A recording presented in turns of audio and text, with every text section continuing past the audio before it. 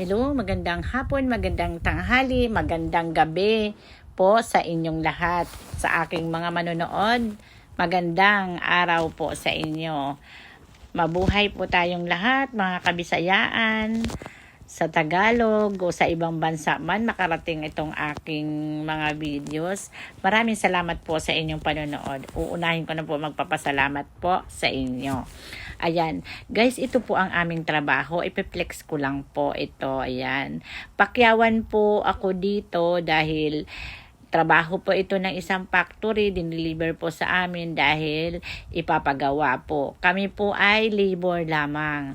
Ayan, per piece po ang bilang nito kasi lahat po ng materialis kanila. Ayan, pinagawa lang po ulit dito sa amin. Ayan, kaya tumutulong po ako.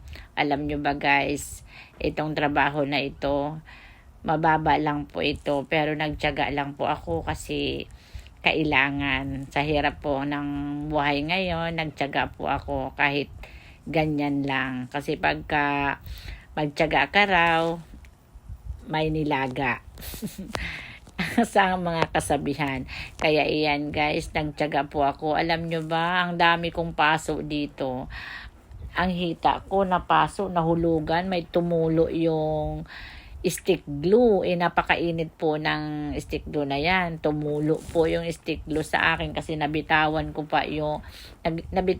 po ang glue gun. Nahila ko kaya doon bumagsak po sa hita ko. Hindi pa naman ako nakapajama kaya napaso po ako. Pero okay lang. Ayan, pagkatapos po dikitan, ayan, babarnisan po ng glue. Yung glue po na padala din po nila. Kasi ang purpose po dito guys, dito sa glue na ito, kung bakit binabrush ko po yan ng glue, napapansin nyo ba?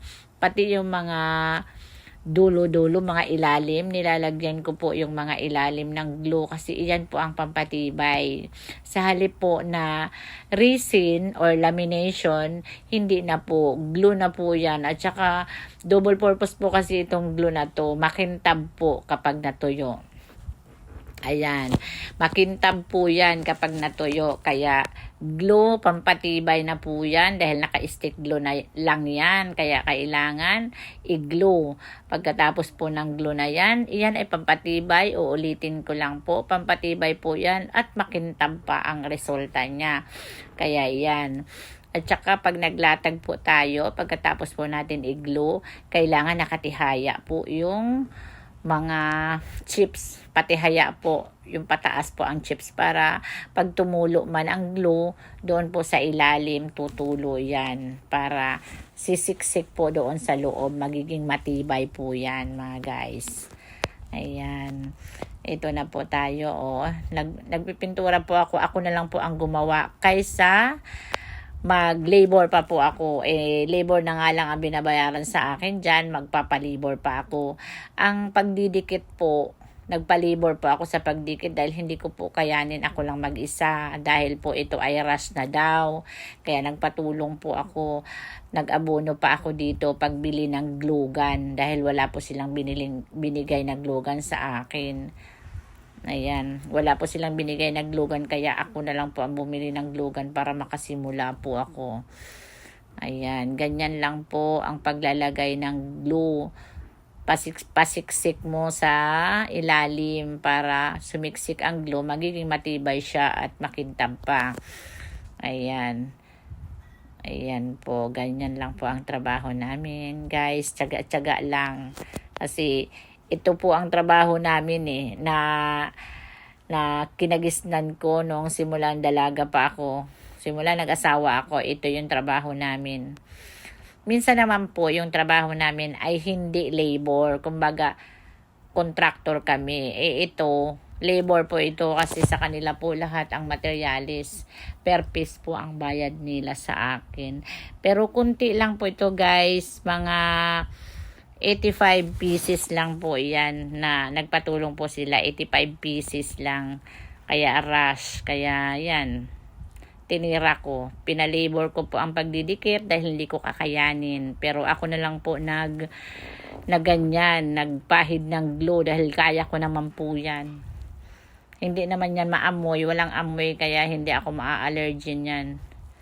Ayan guys, maraming salamat sa patuloy po ninyong panunood dito sa aking videos. Naway tulungan nyo po ako para dumami po ang magsusubscribe dito dahil naka-upload po ito sa YouTube. Ayan, sinabi ko na po sa inyo na i-upload ko to sa YouTube, kaya doon nyo na lang po panoorin lahat ng ng proseso dito kung paano po ito natapos o ginawa. Ayan.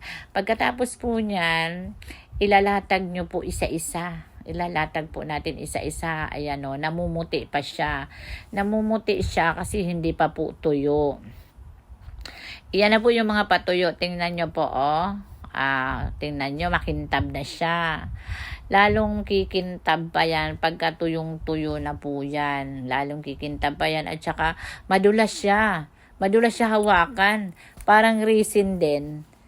Yan o, mas maganda pa kaysa sa resin, ang glue.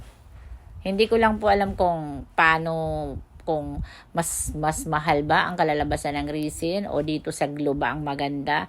Kasi first time ko po gumawa nito ngayon. Ito naman po, kinuhanan ko po yung pinatulong ko pagdikit. Ayan. Yan po si Madeline. Pinatulong ko po yan pagdikit. Per piece din po ang bayad ko sa kanya. Ayan. Ito naman po ay mga basa pa. Ayan. Nakalatag na po ako. Tingnan nyo. Nakarami na ako. Dahil sa aking pagtsatsaga. Thank you po.